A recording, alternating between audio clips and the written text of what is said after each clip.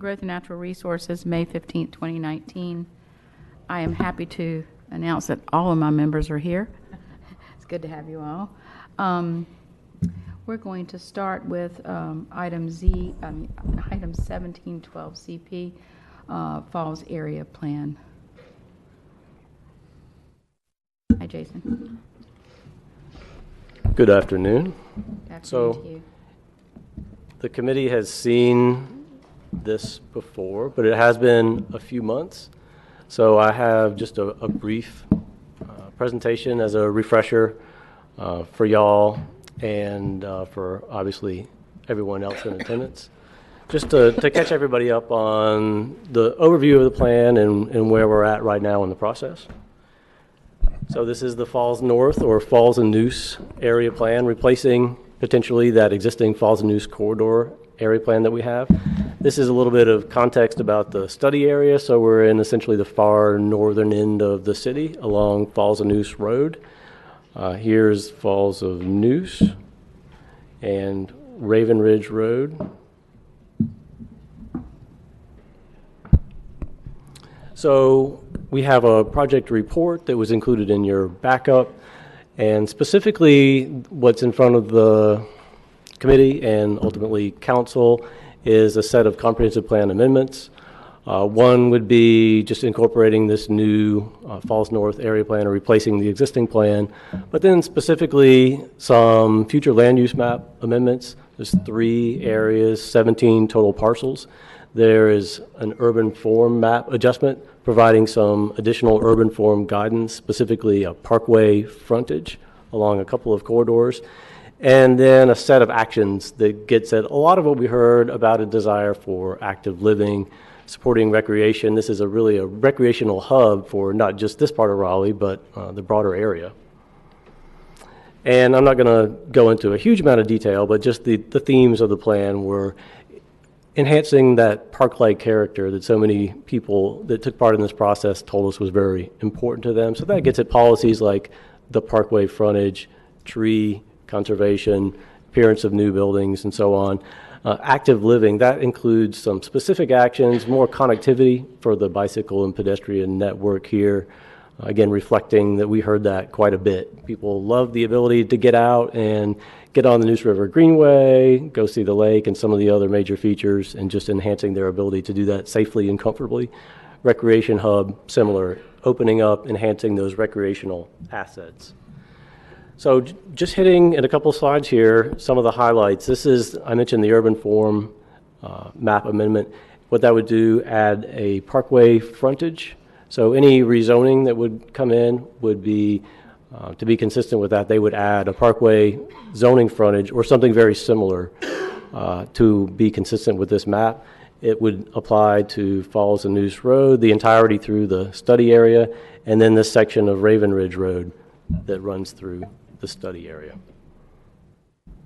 Future land use map amendments. I mentioned 3 areas, 17 total parcels. So this one, you can see it's up Old Falls and Noose at the dam at the lake area, slightly enhancing, increasing the size of the neighborhood mixed use node right there. The thought there was almost a recreation oriented development possibility, not opening it up to anything really beyond retail or restaurant. We heard a lot about, wouldn't it be nice, you're on the trail, on the Greenway, to stop and have some ice cream, stop and have some lunch, and just providing a little bit more space for that to happen. There's lots of supporting policies that would say existing buildings, historic buildings, should be retained. Any new buildings should fit into, and there's some pretty specific language about fitting into the style and character of those buildings at this Mill Village, really.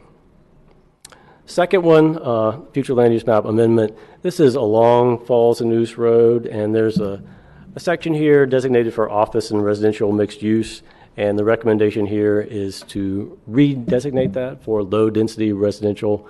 Again, hearing a lot about the appearance of the corridor and the residential character of that corridor, so reflecting that. And then this isn't a change to the future land use map, but it is some additional policy that would guide any rezonings here. So this is the intersection of Raven Ridge and Falls News. So Falls North is this way on Falls, just for orientation. And what the report recommended is limiting uses here to only office and residential. Heard a lot about not wanting to see retail on this parcel, not apartment or mixed-use building types. That does leave townhouse, other residential building types as a possibility. Limiting height to 2 stories, 35 feet. And then any office uses, if any, limiting them to the exterior of the site. So that was what was presented to the Planning Commission. Planning Commission did recommend in favor, 6-3. They did recommend a few changes to a couple of policies, which I'll outline. And those involved back to that Raven Ridge Falls and Noose site-specific policy area. So the recommended change there was only to adjust the height. So I mentioned 2 stories and 35 feet. The Planning Commission recommended changing that to 40 feet just to align with the standard for other residential zoning districts in the city. And then the second change was for a broader policy about forestation and tree conservation. So tree conservation required on any site, typically 10%, at least where you have some existing trees. Forestation applies here within the overlay district, watershed protection overlay, and that requires up to 40% of, it could be replanting or it could be existing trees. What the policy in the project report recommended was that should be existing trees rather than potentially clearing those and replanting. The Planning Commission's recommendation, though, was really to say that that could be accomplished through replanting. So either existing trees or replanted trees, with an emphasis on trying to encourage that in environmentally sensitive areas along creeks or slopes. So that is the very quick overview that I have. Happy to take questions if there are any. So just to remind everyone, we did have the public hearing on the small area plan on December 4th. So we have satisfied that requirement, and as in all committees, this is the time for members to look at and tweak what it is they think would make for a better small area plan. So this is the forum to do that. So I know that there's been several conversations. So Mr. Cox, I think you have a few things that you would like to mention here. Right. Well, first of all, I would in particular like to thank Jason for marshaling this thing through. It was a long and difficult job, but I think it was a job very well done. I have just a couple changes for the small area plan. One of the things that was in the original small area plan from 2006, CP 606, was just a few sentences referred to as the intent. And I think it's always good to have something like that. And so what I've done is I've distributed to you a highlighted version of the small area plan. So this intent is a new section, and it simply reads, provide guidance. I'm sorry, just to clarify before we get into this, everything here is from CP 606? No, this is actually the small area plan that came from the committee, the citizens that went to the Planning Commission.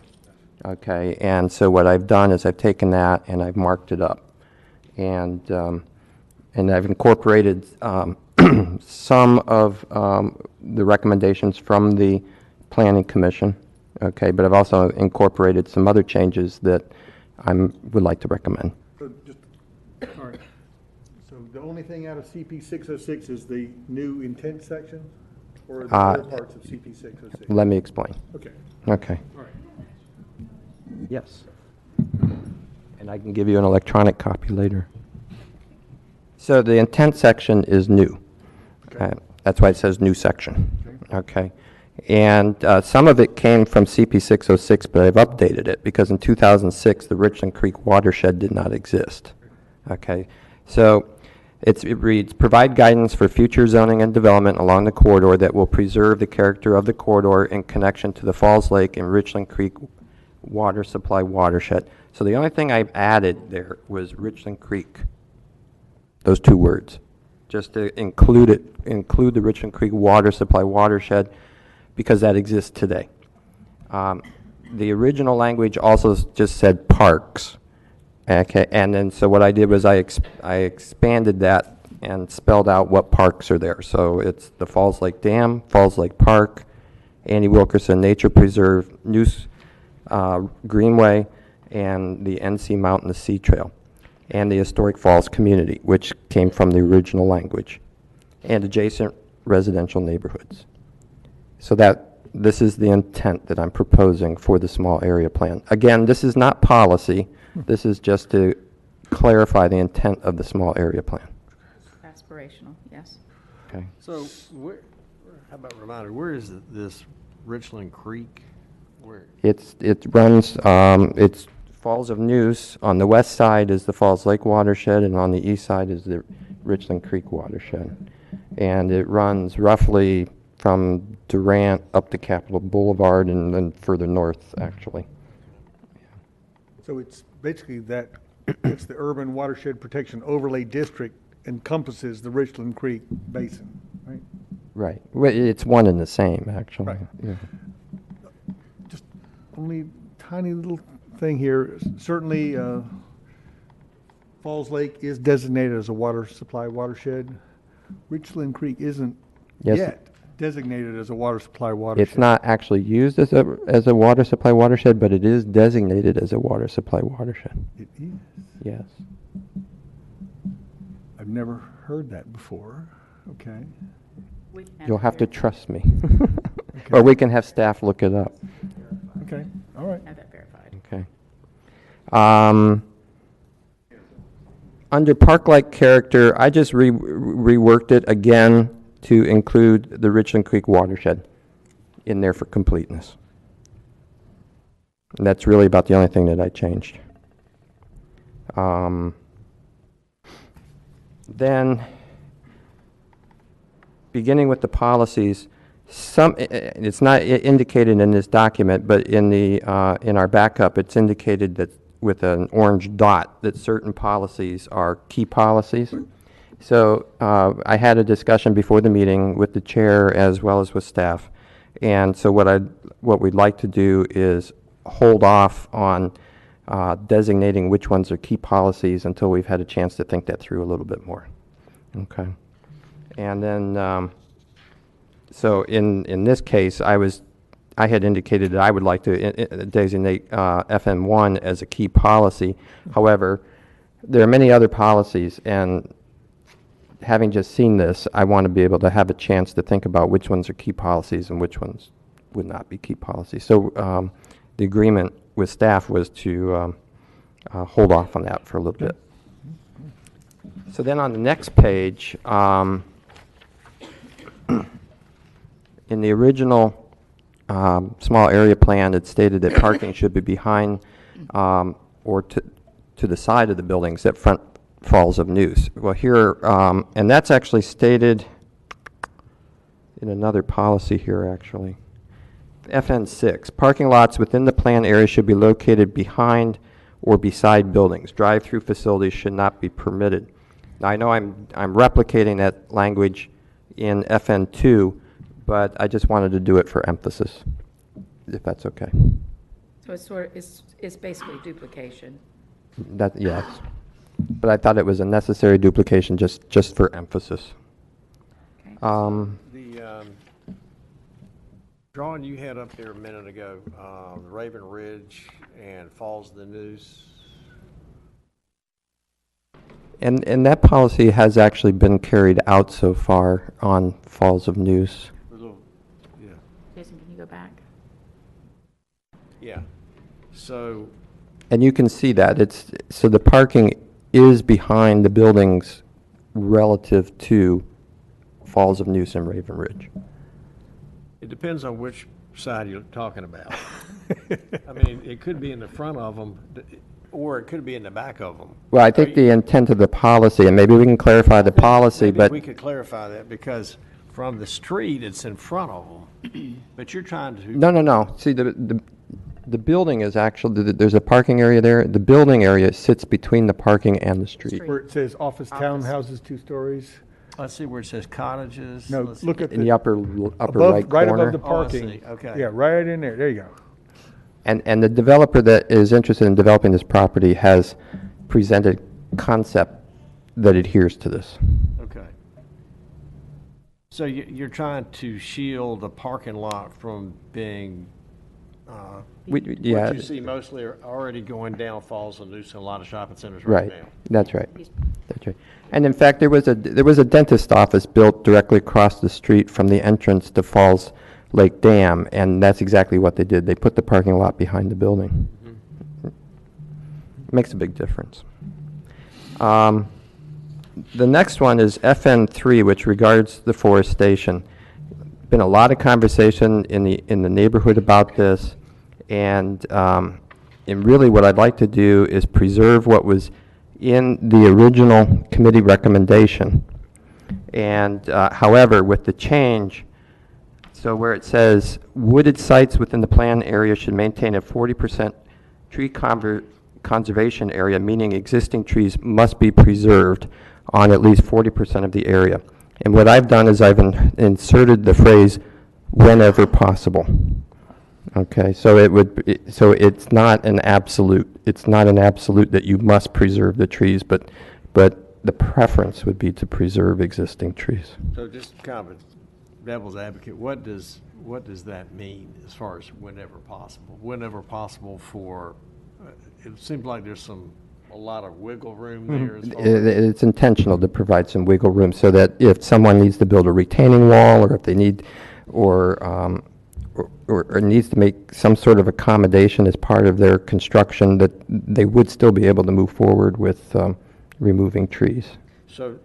What I want to avoid is a situation where someone comes in and just wants to start with a completely blank slate, where they cut down every tree on 17 acres and then just plant 10-inch saplings. Yeah. So I think the only thing about that would be, I mean, so if they're changing grades and they need to build a wall, everything behind there is going to be gone. Right, and that would be a whenever possible Right. situation. And then also, sometimes when you have forested lot, a lot of the trees can be in very small caliber or in bad shape. So maybe I just need to know a little bit more about what's your intent of doing that, because sometimes new trees ends up being a lot better than old scraggly trees that are left on lots. Well, again, it depends on the context, because one of the issues with removing trees is that it takes a very long time to grow a tree. And so if you remove, if we say it's okay to just clear cut a large lot, then it's going to be 10 or 20 years before we actually see any trees of any substantial size. And all this is doing is saying is that we're giving a preference to trees that are already there. Now, this is not UDO. Okay, so this is not enforceable in the sense of a UDO, but what this is doing is providing some policy that says, whenever possible, let's give some priority to trees that are already there, recognizing that it takes a long time for trees to grow. So Now, if there are small, scraggly trees there, that can be a situation where those trees could be removed. Yeah, so for, like a lot of times when you have too many trees in one area, it prohibits them from growing properly because Right. they don't get enough sunlight, and then you've got to, it doesn't look good, and you're never going to get really a lot of mature trees. Right, I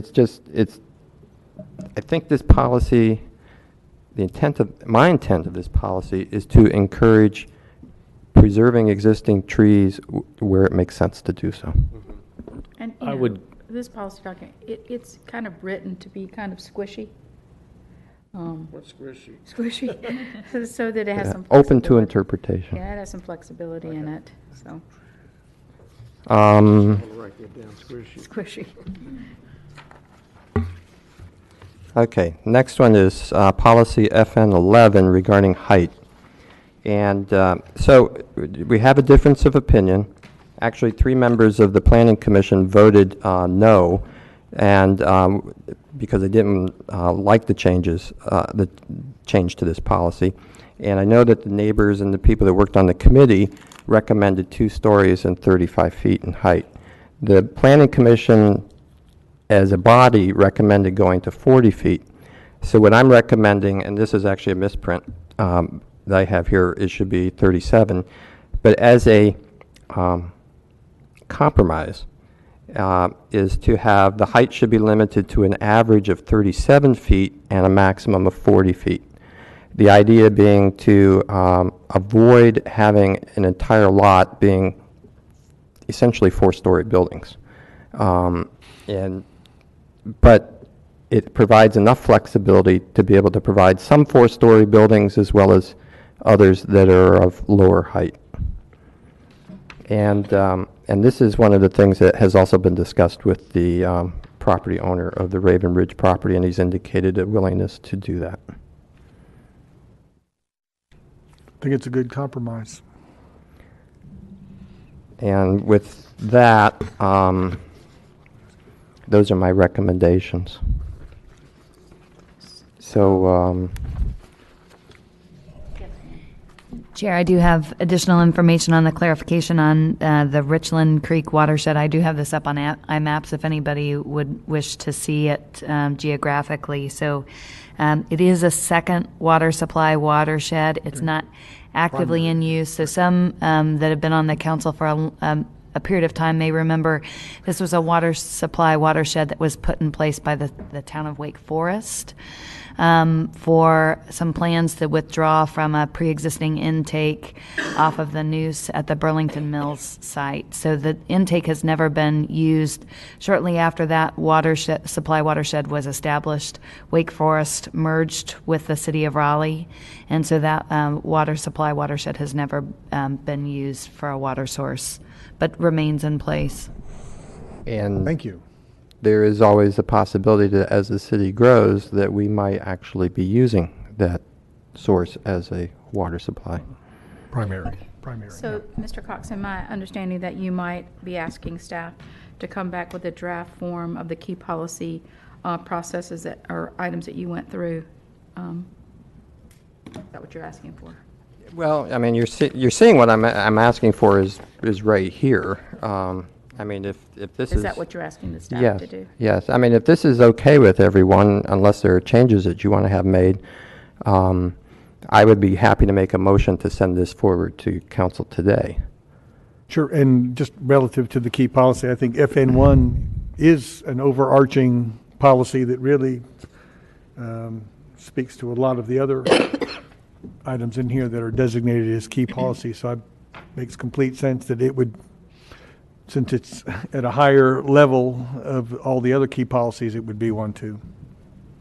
So is that a motion? I'll make that as a Could you motion. restate that motion, please? I'll make a motion to adopt the small area plan as amended by the document that I'm submitting, with the exception of FN 11, that where I have 36 feet, it should be 37 feet. That's the average. That's the average, yeah. Is there a second? Second. All in favor? Aye. Opposed? Thank you. Now, before we close, there is one other item that I wanted to mention, and that is there is a map that goes with this as well. So I believe those are considered as separate amendments. Is that correct? Comp plan amendments. Yeah, it's a package of amendments, all packaged together, CP 118. So there's 1A, 1B for the different maps. So what I would like to do is make a motion that we also adopt those additional sections. Where are the, can you pull Right the here. maps up? What pages are So Second item. those are in the backup, but the key maps are the ones that I showed this afternoon during the presentation. The future land use map changes and the urban form map change. I believe the motion, as it was stated, would encompass. Cover it all. Cover it. Okay. And then, so the final thing I wanted to mention is that on the urban form map, it does show that Falls of Neuse would be designated as Parkway, and that half of Raven Ridge between Falls of Neuse and Durant would be designated as Parkway. Currently, it's designated as urban thoroughfare.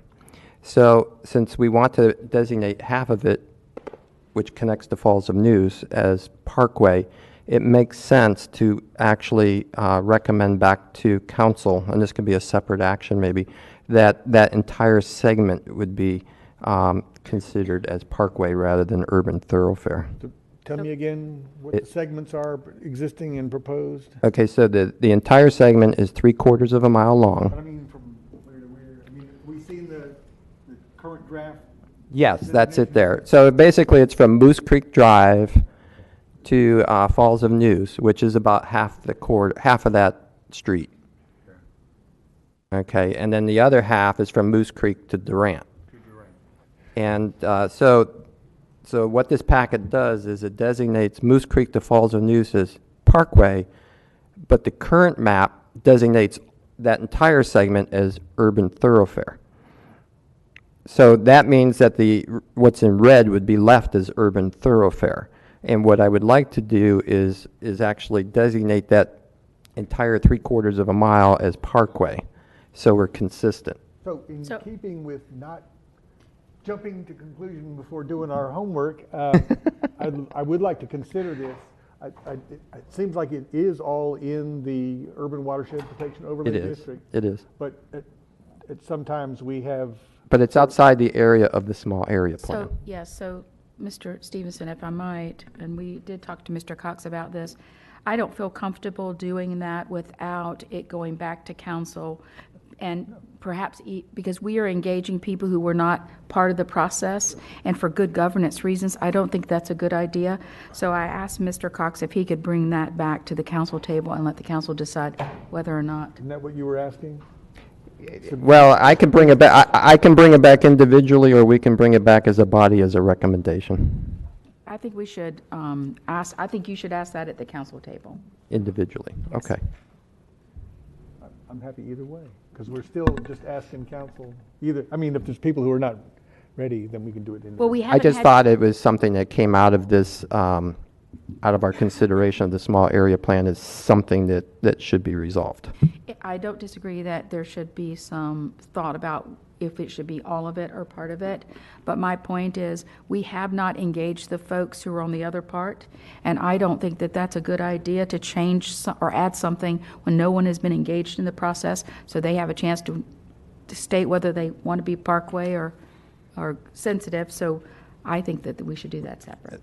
That's fine. And when you bring this up as part of the GNR report at council, I will mention it at that time. That's fine. Okay.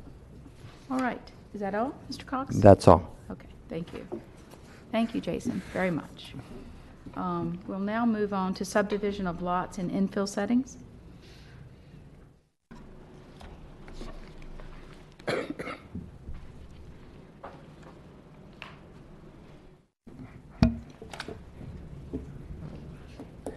You closed out of my PowerPoint. Let me open it up one more time. Sorry.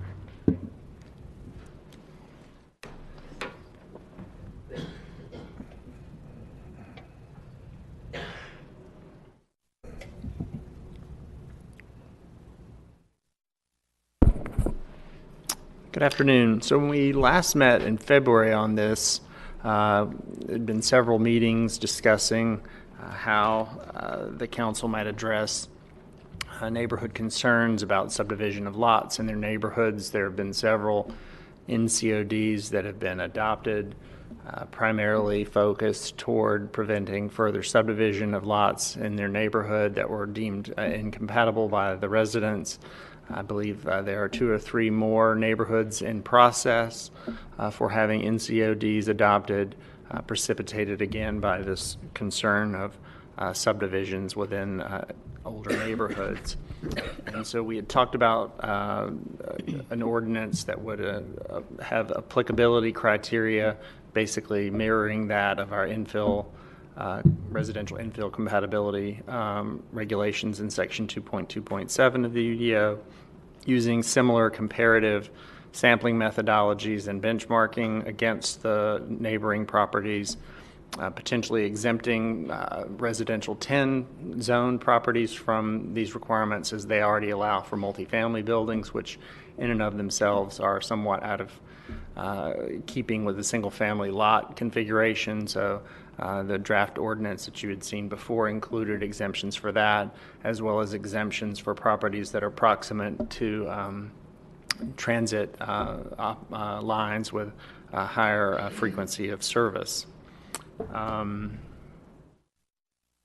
And also exempting some of the potential right-of-way dedications associated with these 2 and 3 lot subdivisions embedded within the middle of an older neighborhood where there's really no sense to provide additional right-of-way, as the street's unlikely to be widened in that area. But we did include provisions for sidewalk installations in areas where those were not already included. And so the basic recommendations up until our last meeting were to evaluate lots to make certain that they were no less than 66% of the median lot size, lot width, or lot depth of the median comparative lot in the vicinity. And then this committee raised some concern about potential recombinations that might result in lots that were significantly larger than the median comparative sample.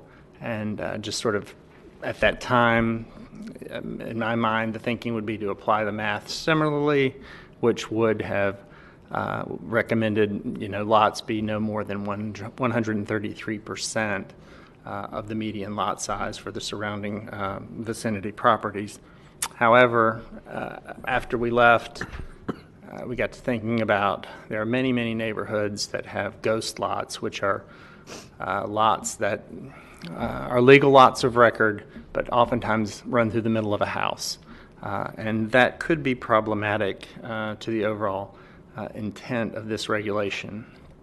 There are several examples in your packet. I'll go over a few. This is Cameron Village, north of the shopping center in Cameron Village.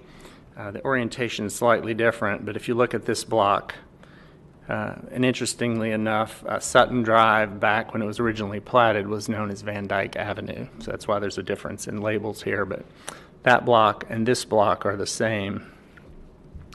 As you can see, there are many more lots along both Graham and Daniels Street in the image on the right than there are on the image on the left. And that's because typically in Cameron Village, people bought 2 lots of record. And unless they pulled a permit within the last 20 or so years, I can't say definitively when the city started recognizing internal lot lines versus the perimeter of an overall site that someone may own, which may have been a collection of multiple lots. The city did allow for homes to be constructed over those property lines as well as encroaching on them. And that practice has since ceased. However, unless they pulled a permit or have just elected to recombine, there are many of these ghost lots out there. Another neighborhood, Hayes Barton. So this sort of situation here is reflective of this. These are typically 80 to 120 foot yards, if you will, but they are comprised of 40-foot wide lots. So people typically bought at least 2 lots from the outset, but sometimes 3. And if you look at deed information, it may say being all of lots 78, 79, and 80, in the Hayes Barton subdivision. And those are technically legal lots of record. So if we were to compare a proposed recombination against lots in the vicinity, we very well could be comparing them against ghost lots versus tax parcels. And here's another example, Sunset Hills. This is Grant Avenue. Northward in this block today, there are 24 lots, functioning lots. However, there could be as many as 48 legal lots. Now, some of those have been recombined. As you probably know, this site, this particular area, has had a lot of tear down and rebuild. So when that happens, they are forced into recombining to reflect the parcel that they're building on versus the tax parcel. But there are still several lots where there are 2 present, but function and have functioned since the beginning, in essence, as 1 lot. And this is an example just based on lot width, where if we were to apply that type of threshold, the lot in green, which represents one house straddling two lots on a street that had a variety in lots, double lots, triple lots, or lots that have been recombined. When looking at the median lot width in this example, it's 50 feet. However, this yard has forever functioned as a 100-foot wide lot. And so if we were to set thresholds based on comparative lots of record, it could backfire, I think, on the intent of this and actually double down on the number of homes that might result versus keeping them similar to the status quo. And with that, I look to this committee to speak, I guess, to the next steps. If there's still a desire to incorporate some sort of approach to maximums, staff could continue to work on that. Or if the committee feels more comfortable recommending the ordinance as you last saw it, which only addressed minimum concerns, there's that possibility, as well as including other considerations that the committee may have. Questions from the committee? If not, I'm going to refer a draft ordinance back to the City Council for referral to the Planning Commission. That's my motion. Second. All in favor? Aye. Opposed? Thank you very much. We are adjourned.